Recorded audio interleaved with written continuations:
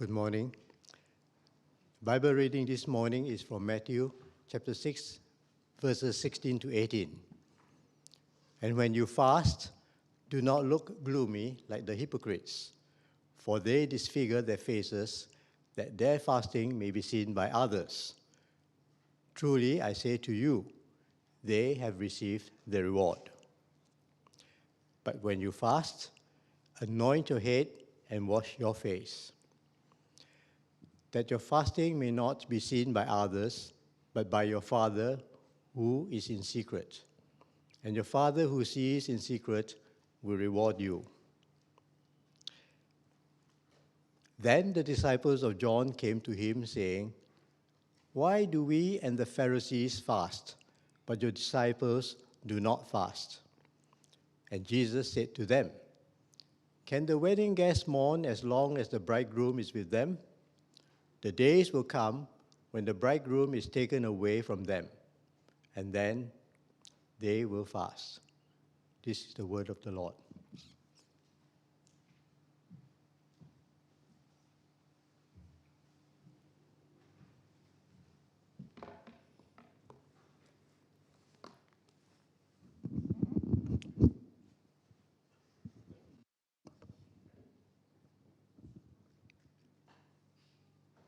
Look at that, smiles even before I start speaking. I like that. I like that. I'm so excited. Joy. You know, you guys did well swimming across the roads this morning to come here. That's an achievement in itself. The rest have stayed home in their enclaves, their caves, in the of their home. But here, you get to enjoy fellowship. And this is your moment that you've been waiting for, right? You know, the instructions are there. First thing you got to do is smile. I know you've had a bad week, a tough week, but smile. Some of you had a hot week.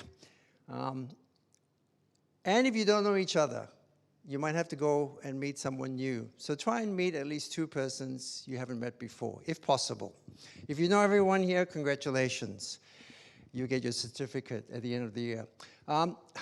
Actually, that's the goal for the year, to know everybody that's here. That would be an amazing goal. Hi, my name is, and don't forget your name, okay? Don't forget your name. It's not John Smith.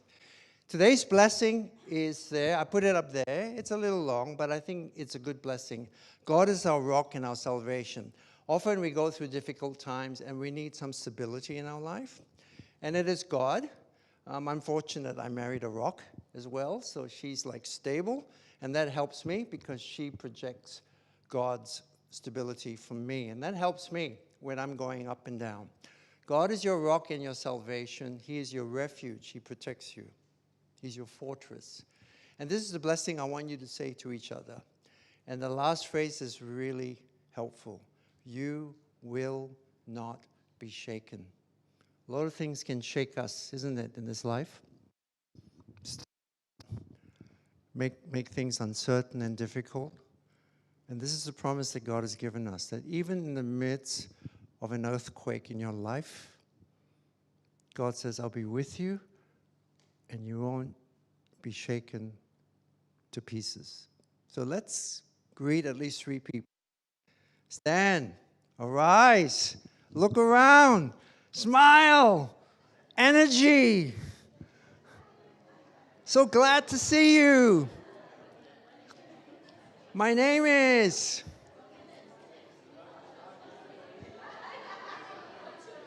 Laughter, wonderful.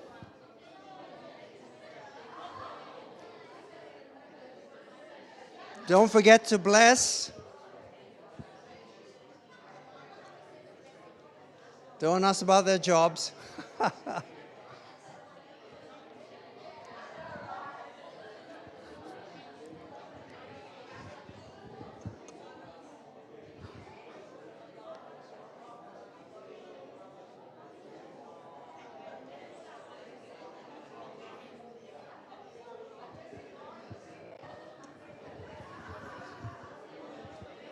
All right. Have you met 3 people? Once you've met 3 people or 4, you can sit down.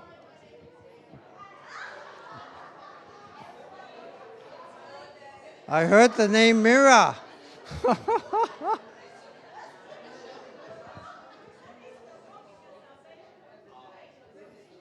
Oh, that's good.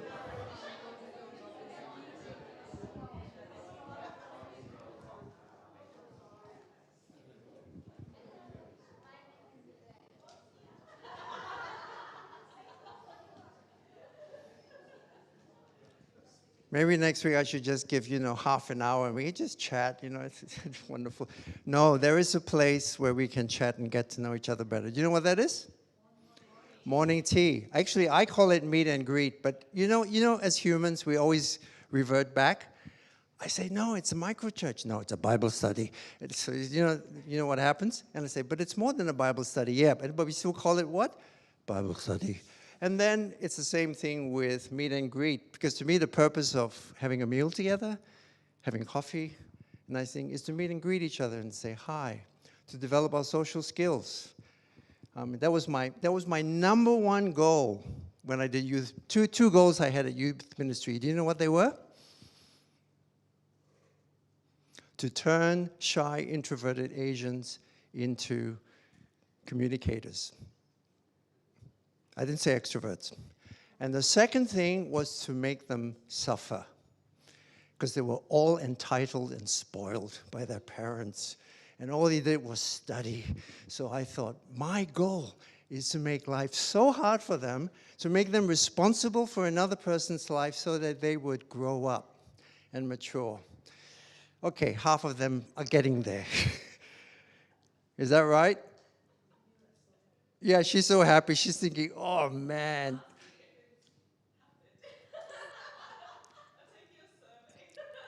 Do you know what I've learned?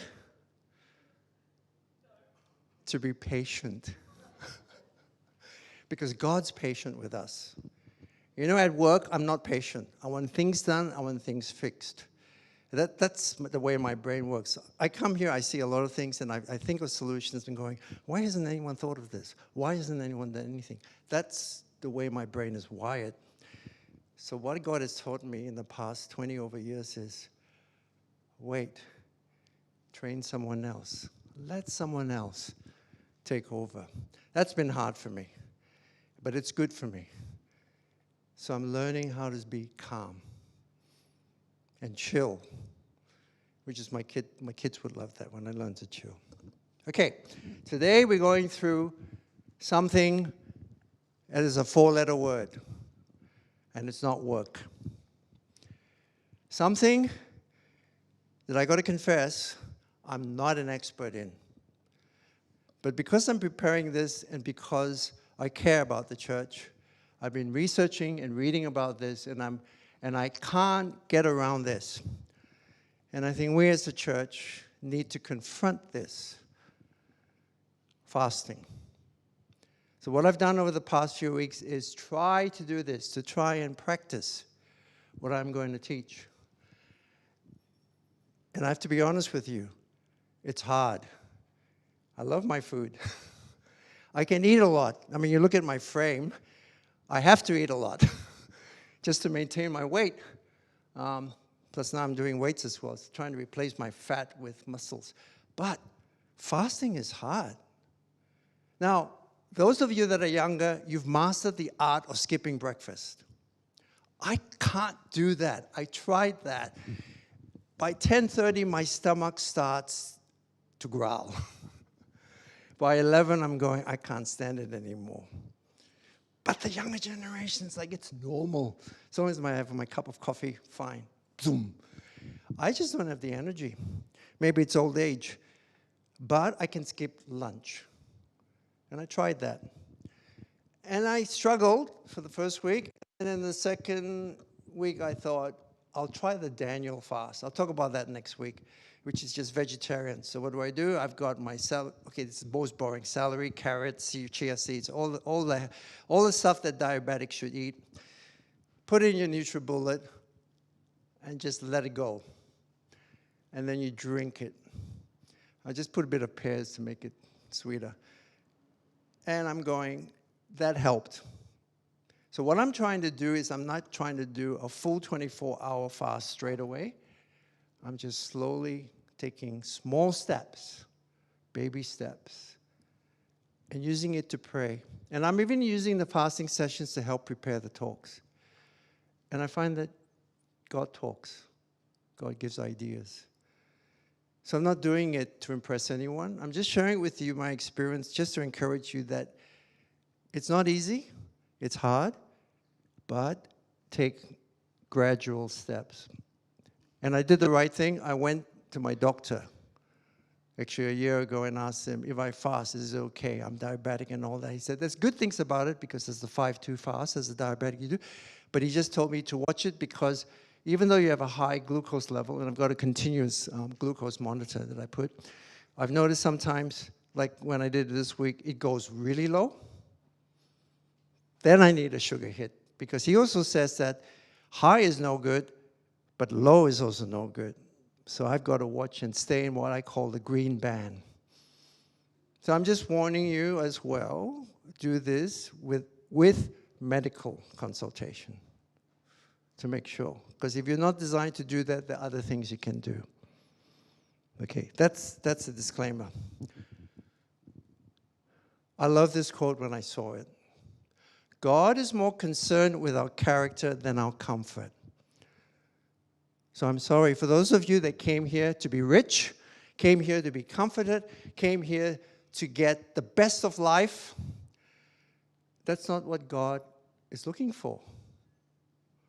He wants the best for us, but it's different from what we think is the best for me. God is more concerned with our character. That's why he put that tree, that one tree. Why that one tree of knowledge of good and evil in the garden? Because he's interested in our character more than our comfort. His goal is not to pamper us physically. We are now in a generation, in a society that's not only self-centered and individualistic to the point of narcissism, we are the most comfortable society. And in Australia, we are comfortable, we are affluent. I look at my life and I'm thinking, man, did I spoil my kids. And I'm thinking, wow, what suffering did I give them? Give it to the youth, or maybe I did give it to my kids too. They'll probably tell you that. I was a good disciplinarian. His goal is not to pamper us physically, but to perfect us spiritually. God cares so much about us. Think about this. God cares so much about me, he doesn't want me to be comfortable. He wants to perfect me in all the areas of my life. He wants me, in today's language, to be the best version, not of myself, but the best version of what he has made me and you to be. Is fasting a burden or a blessing? You answer that question. I'm not going to answer that for you. But often as we think about fasting, we forget that Moses fasted for 40 days. Their fasting is serious. When I fast, I have to drink a lot of water and not do too much exercises. They were fasting of water and food, and I'm just going, it's impossible. It is impossible because there was a special time for Moses, so I just want to put that caveat. 40 days before receiving God's 10 instructions on Mount Sinai. What that tells me is Moses fasted to hear God, to discern God. You say you don't hear God, then you're going to make the sacrifice. To hunger for God. As you hunger for food, you hunger for God. And then God will speak through his word, not just through your thoughts or what you feel like. Esther, that was a crisis for her people. The people were going to get massacred. She fasted for the safety and the protection of her people. That's a response to fast in times of danger. Daniel, vision from God. What does it mean? I don't understand it. I read this passage. I've read it for the past 50 years. I don't understand it. Fast. Give me understanding. Give me wisdom. Give me insight. Apostle Paul, he met Jesus. He encountered Jesus. And was he dancing and leaping and all that? No. He fasted. Why did he fast? Was it because when he met Jesus, he realized, I've been evil. I've been awful. I've killed all these people because I thought you weren't real and Jesus is real. The church, all of us together, we're talking about everyone, no exception. The church fasted before the first missionary journey of Paul and Barnabas. Have you experienced in the church before we hire pastors like we hire CEOs or any employees? But I learned today at a training that the pastoral role is a vocation, it's a calling. It's not a job. They fasted before sending out missionaries. Do we do that? Do we fast before we even, look at that, not here, the next one. Do we even fast when we want to find out, God, who do you want to be, a deacon or an elder? We don't do that. What do? Do you know what we do? I've been in church long enough. We take the business and corporate principles from outside, the secular way, and we bring it into the church, and we forget to pray. We forget to fast. We forget to worship. And I thought about that. I've done this. I've walked in the church. I've become a deacon. I've become an elder. And I've told the pastor to do it the business way because that's what I learned. And I want to repent of that. It's a terrible way to do things. I'm not saying don't use the skills and the wisdom that the corporate world a way of organizing things or managing things. I'm not talking about that.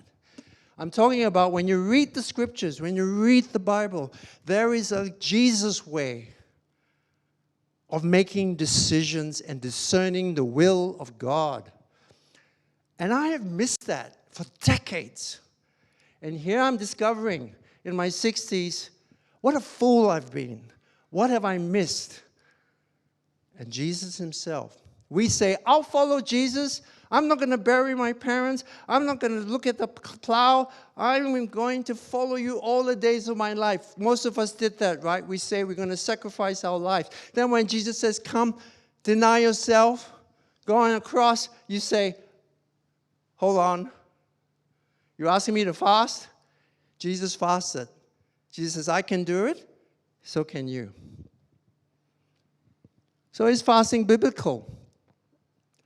In my early days as a Christian, I made excuses. I thought, oh, Jesus said, the passage she read, well, Jesus, the bride, here, Jesus is alive, so I don't have to fast. That's my reasoning. So in Ezra 8:23, we fasted, petitioned our God about this. He answered our prayer. Ezra. This is when they were returning back. When I heard these things, I sat down and wept. Cried for days. Nehemiah, I mourned and fasted and prayed. Mourned, fasted, prayed. Before the God of heaven, because the walls of Jerusalem were down. He fixed it. He went there and he fixed it. But before he did that, before he approached the king, he spent days mourning, fasting, and praying. This tells me this is what I need to do for our church. I'm going to mourn, I'm going to fast, I'm going to pray. 1 day, 2 days, many days. William, what's your plan for the church? William, what's your vision for the church? I don't know. I'm going to mourn, I'm going to fast, I'm going to pray until God speaks and reveals, not just to me, but to us. Because we will all do this together. So I turned to the Lord and pleaded with him. Have you ever pleaded with God in prayer and petition? You have someone in your family that doesn't believe Jesus. Do you go to Jesus and say, hey, help my son. You got to bring him home. In sackcloth and ashes. That's the physical way of showing that you mean it. At the beginning of Luke, Jesus was born. This lady, she never left the temple. How did she eat? How did she sleep? But she worshiped night and day, fasting and praying, waiting for the Messiah. So after they fasted and prayed, they placed their hands on them and sent them off. This is Paul and Barnabas. And then finally, what did Paul and Barnabas do as apostles? They appointed elders with prayer and fasting.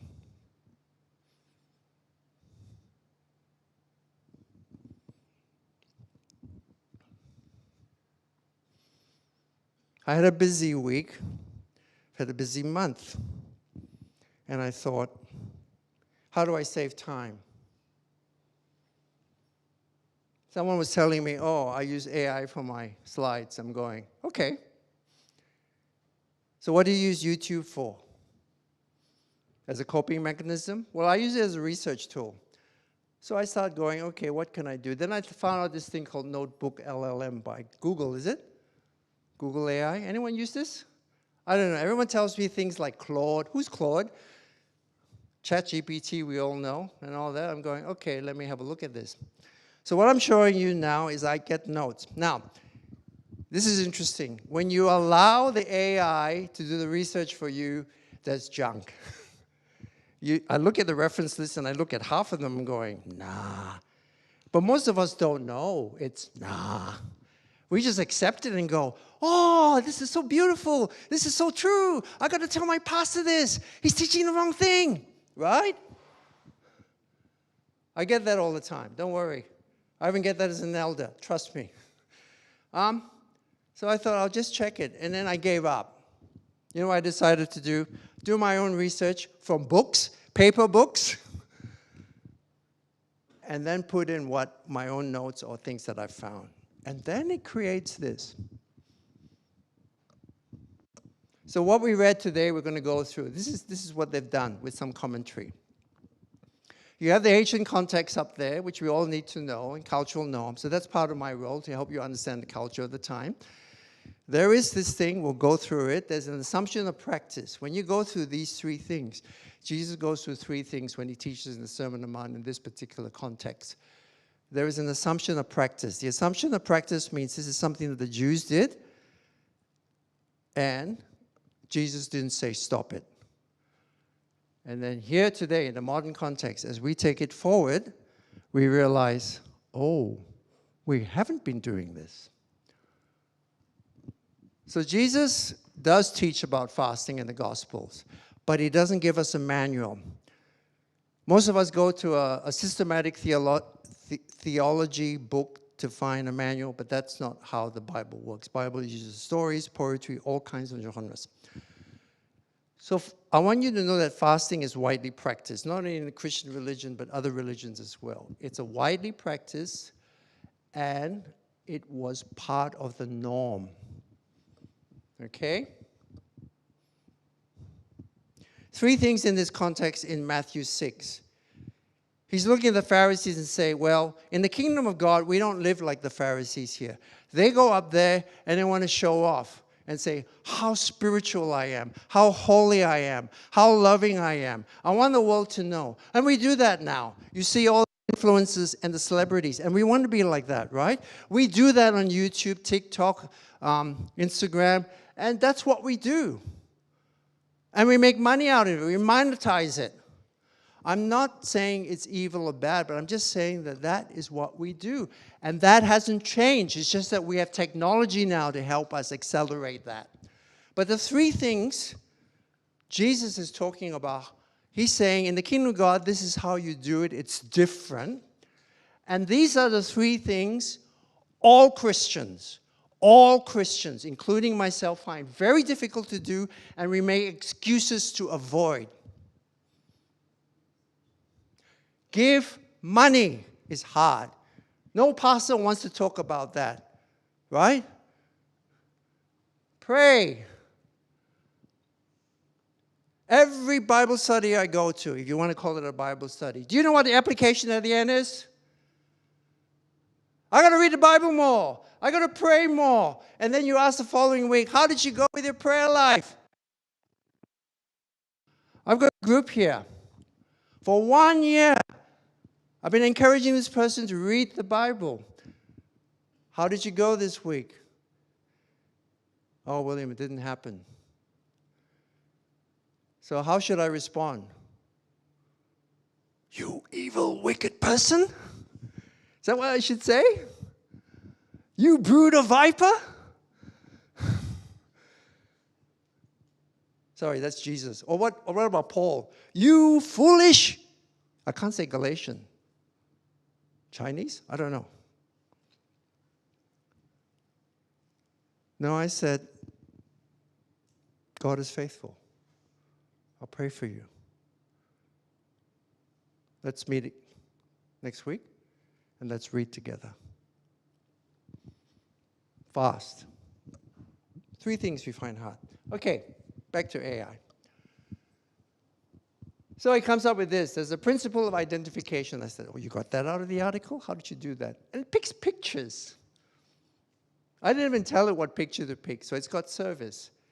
So it takes a sentence about Jesus never asks us to do anything he's not willing to do. Gives examples, and then it creates these 3 boxes. And I thought this is really good.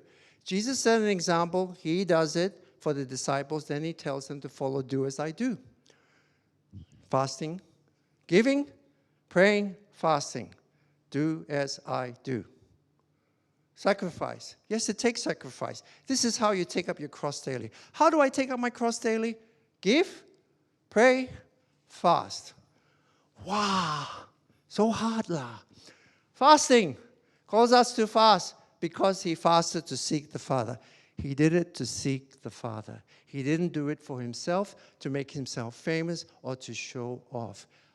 His hunger was for his Father to know what the Father wants to tell him. Father, tell me what to do. Father, where should I go next? Father, why the cross? You've read it. You know the story. He goes to the wilderness. It's a physical reality. Fasting is a physical reality. Fasting is beautiful because we are made. Some of us split the soul from the body, from the spirit, the heart. We use all these kind of terms. We're all one. The Hebrew mind says that the body and the mind and the emotions and the spirit and all the other words you want to use, we're one. We are designed to work together. One without the other is not a human being. So the physical reality that represents the spiritual reality is one. Always think about that. Baptism and the spiritual thing inside is one. Which is why, if you are a Christian and you don't get baptized, you are a divided one. Your heart is divided because you cannot physically do that which has happened to you. And that is not how God designed us. I want you to remember that. Our body, our mind, our emotions all work together in sync as one. That is called wholehearted. And so fasting is a physical reality that shows that we have this hunger. So for me, I don't desire God. I'm not hungry for God. So I'm going to use this physical hunger to remind me. Yes, I'll drink water when I'm hungry, but then I'll say to myself, God, this physical hunger that I'm experiencing is the hunger and the desire that I want for you. Can you give me the same spiritual hunger so that when I wake up in the morning and I don't feel like it, I look at my phone and I got to do my Bible reading. I'll go, wow, I get to meet with you. I want to meet with you. I want to hear your voice this morning. This is like when you're dating for the first time, right? And you're waiting for the phone call from your boyfriend or girlfriend. That kind of feeling. It's a spiritual reality because Satan's going to come and he's going to try and distract you and tempt you and take you away from doing this. And he does. And the takeaway, when Jesus did this, this is how we seek the Father. Now, the most important thing is the word when. Say when. Say whenever. So this word means when or whenever. Jesus didn't say, don't fast. He said, when you fast. He didn't set a time. They're fasting. They fasted 2 days a week. That was their practice. That was their tradition. There's nothing in the Bible about that. He didn't attack them for that. But he said, this is how you're going to be different as followers of me. When you fast, don't do it like this. They wore makeup. Men wearing makeup. You think they were from Korea, right? I don't know. I watch these Korean shows. Somebody in my family does. And I'm going, is that a guy? He looks skinny. And not only he looks skinny, he looks beautiful. And I'm going, that's a man. Sorry, I'm brought up in a different culture. But they wore makeup to make themselves look sad. Oh, I'm terrible. I'm depressed. Oh, look at me, I've been fasting. I'm dying. That's what they did. And that's fake. Again, they're showing off. What are they showing off?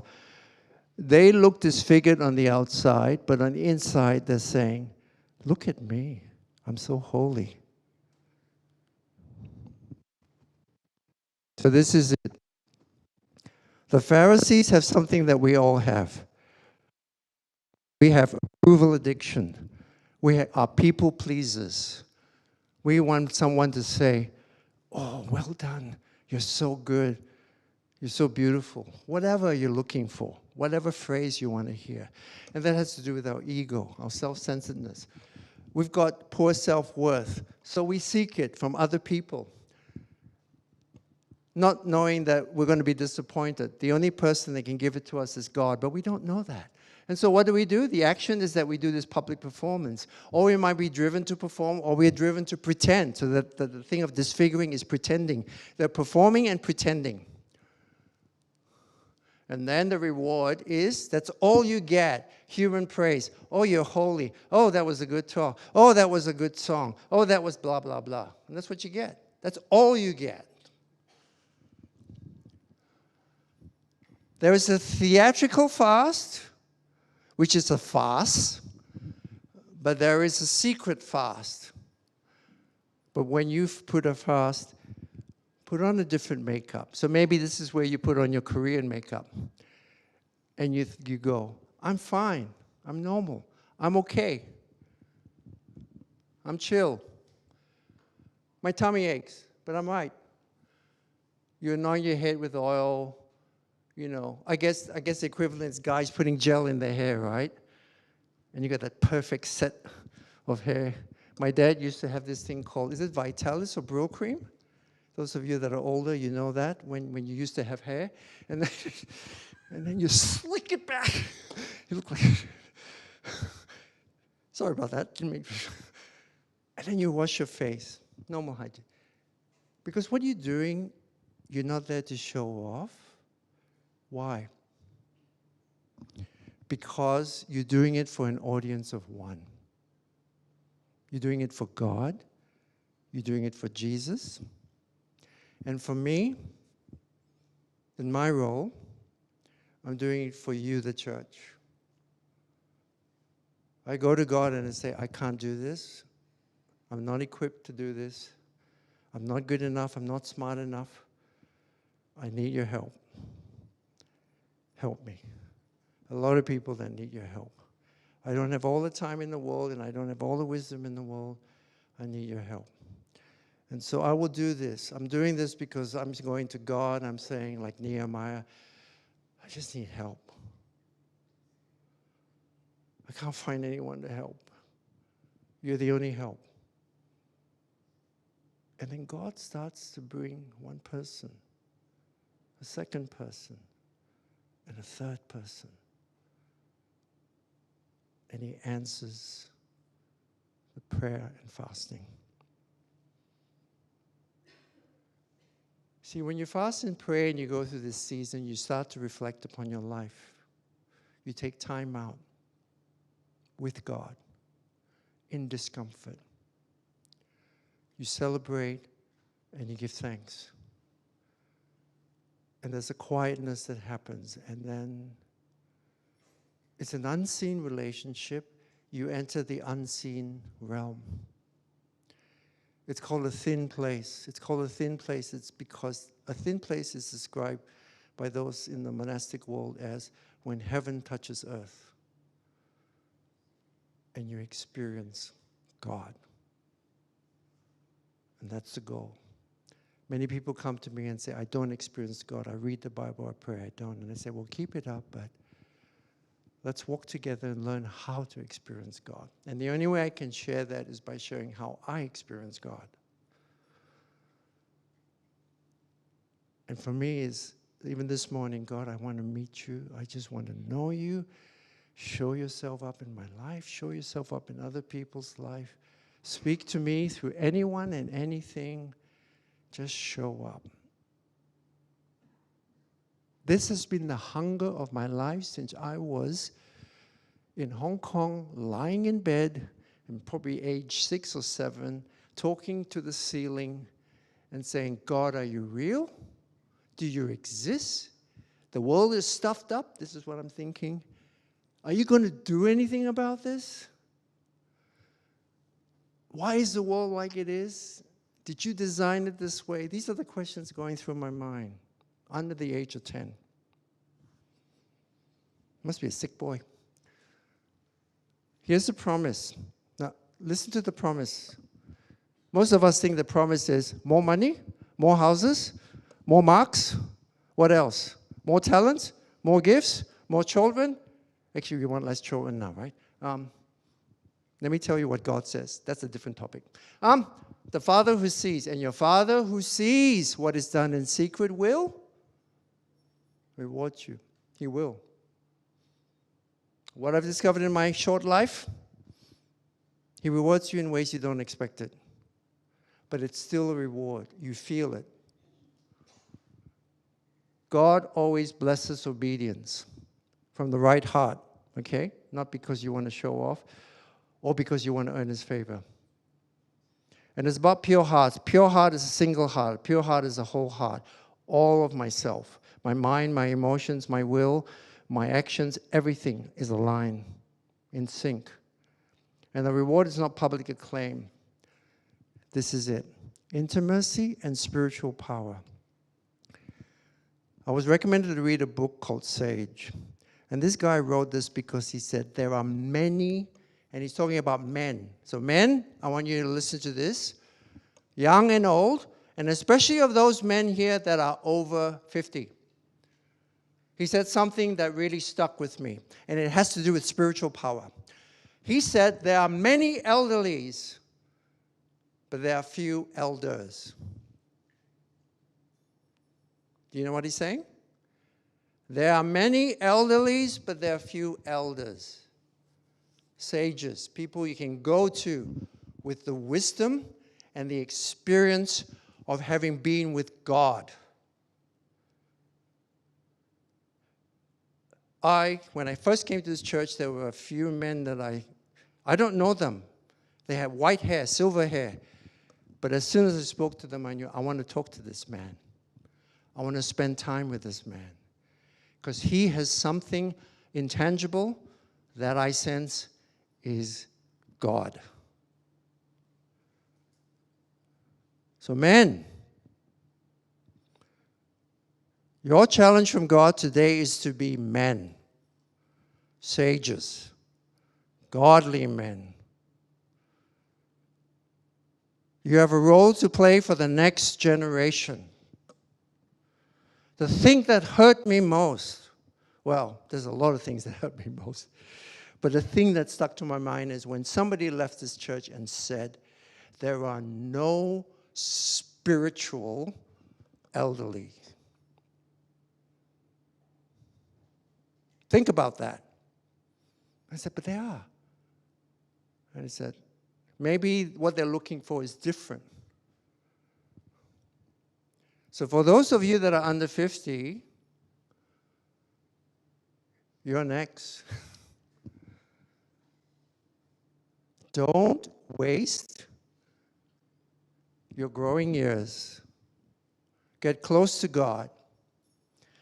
And if you're falling asleep now, the day begins last night. Sleep earlier. Okay, got to finish. Why do the Pharisees fast? You know what I like about this? It makes spelling mistakes and grammatical errors. Can you see it? Why do we and the Pharisees fast? I just left it there because I thought it was cute. I love it. It's imperfect. At that specific moment. So in the Old Testament, they fasted. When Jesus was here, he didn't fast. See the timeline? No fasting. But then, after he rose from the dead, fasting happens. The early church, you wrote the Didash, they had 2 days a week. Now, I think Tuesday, Monday, Wednesday, I can't remember. I think, is it in the next slide? Anyway, the Pharisees fasted on Monday, Wednesday, let's say. So you know what the early church did? They fasted on Tuesday and Thursday to be different. It's interesting, isn't it? So, what is Jesus saying here? It's about presence and absence. When I am present, when I'm with them physically, they don't need to fast because I'm here. But then when I'm ascended into heaven at the right hand of God, praying for the disciples and for the world, that's when they fast. And how long do we fast for? We fast until the last words in Revelation, "Come, Lord Jesus." We're fasting to experience Him and saying, "God, we want you to come. We want to see the new heavens and the new earth." I'm fasting for that. And not just for the church to grow. Now, Richard Foster wrote this. There is no way let me read it out. There is no way to escape the force of Jesus' words in this passage. Although the words are not saying, it's not a command, it's not an imperative, it's not saying, "Thou shalt fast." It's obvious when you fast. The question is, has that when happened in your life now, yet, yesterday, today, or forever? If you follow Jesus, you have to confront this issue. Am I going to fast or I'm going to make excuses? Because Jesus said when. I'm not even going to talk about Paul's writings or John's or James or Peter. I'm just saying the actual teaching of Jesus. He who has my commandments and keeps them, he it is who loves me. How do you love me? By obeying my commands. That's what Jesus said. But here it also says in 1 John, the one who abides in Jesus actually follows, does what Jesus does.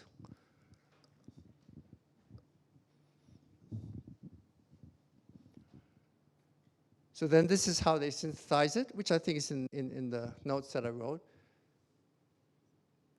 Jesus in Matthew 9, when he's teaching about the fast, he expects us to do it now because he's risen from the dead. The motive is important in Matthew 6. You don't do it to show off. You don't do it for egotistical reasons. You do it for God. And lastly, it's worship. It's devotion. It's meeting with God. And then, may I suggest, you get the spiritual power. Spiritual power not to do great things. The spiritual power to become like Jesus. And when you become like Jesus, you will do amazing things because you will be Christ-like, and Christ will show you what to do. There's a difference. We want to experience more of the Spirit, but it's not just showing the spiritual gifts. It's also the fruit of the Spirit. What is missing in the church, all churches, is the fruit of the Spirit. And we need more of that. And that's what I pray for myself. There is a divine pattern here.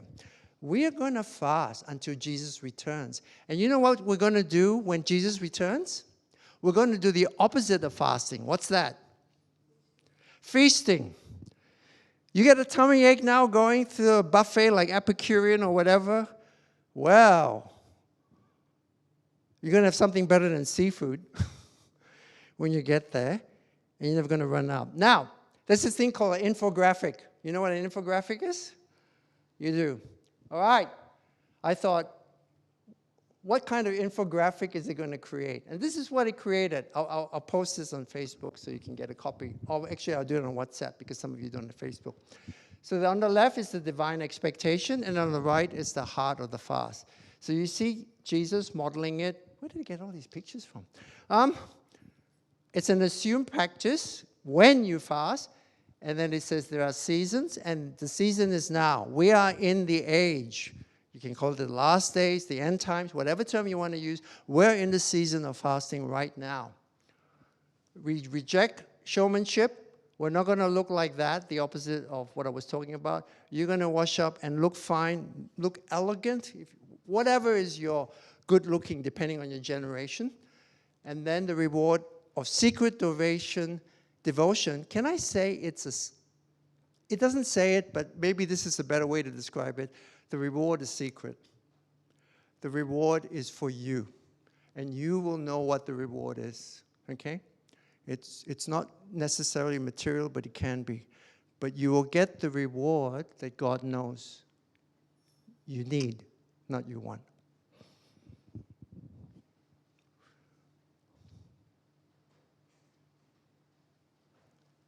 This verse touched me because he said, come with fasting, weeping, and mourning. Don't tear your clothing, which is what they did physically. So what God is saying, when you tear your clothing, I want you also to tear your heart. I want you to repent.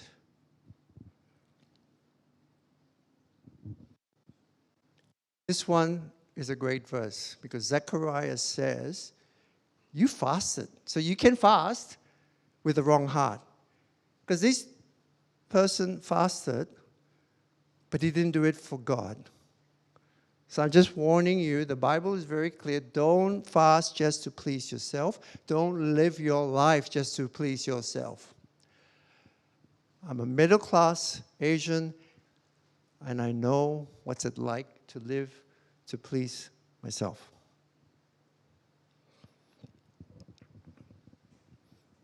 Here's another four-letter word.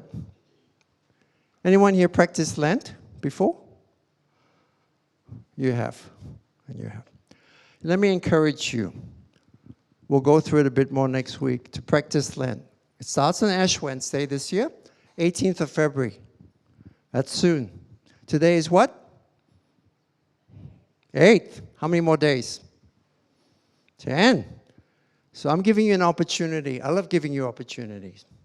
An opportunity to follow Jesus, to fast for 40 days, and also to pray for revival. Now, in the Western Church, unlike the Eastern Orthodox Church, we exclude Sundays because that's the Sabbath. That's the Lord's Day, our Sabbath, and so that's separated. So let me encourage you. Yeah, I went to the John Williams concert last night, so I just had to put in my Star Wars reference. Isn't he cute? Where's my bundle of joy? I miss my bundle of joy. That is not Stanley, okay? You know what the name is? Anyone? Everyone says Baby Yoda. Okay, what I'm trying to say is baby steps.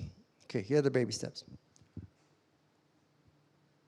In the next 3 to 5 minutes, this is what I want you to do. I want you to find someone that you're comfortable with. 2 or 3 of you. And I want you to go through this. You have the right to say no or not yet. But if you're convicted by God and you think, you know what, I want to have a go. I want to have a go with this.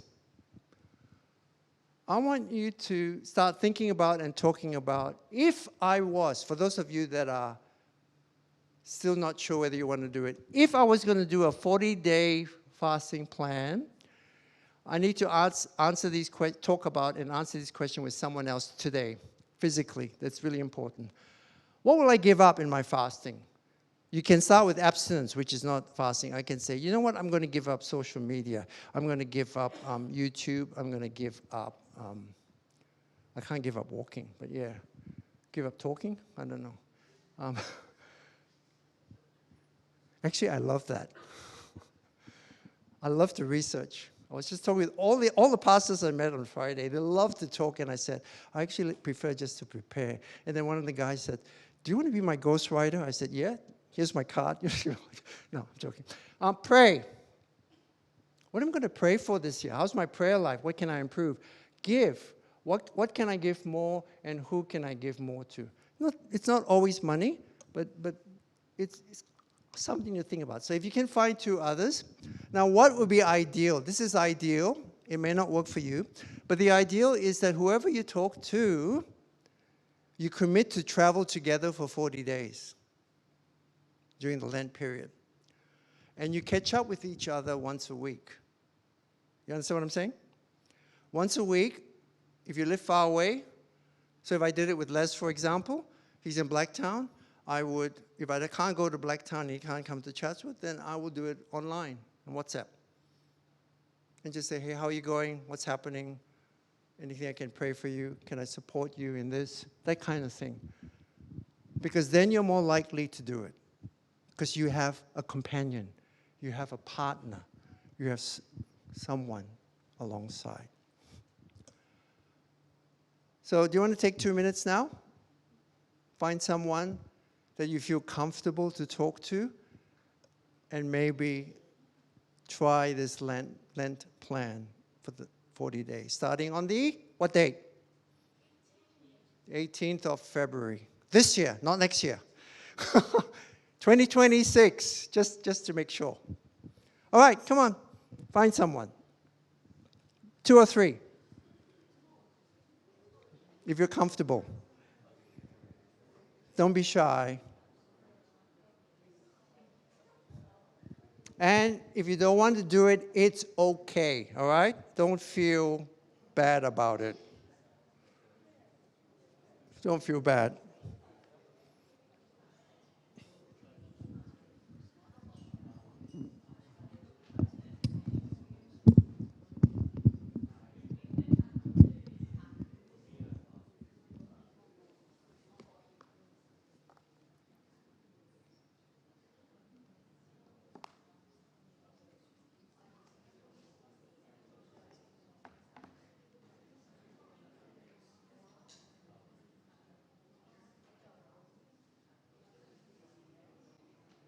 Thanks.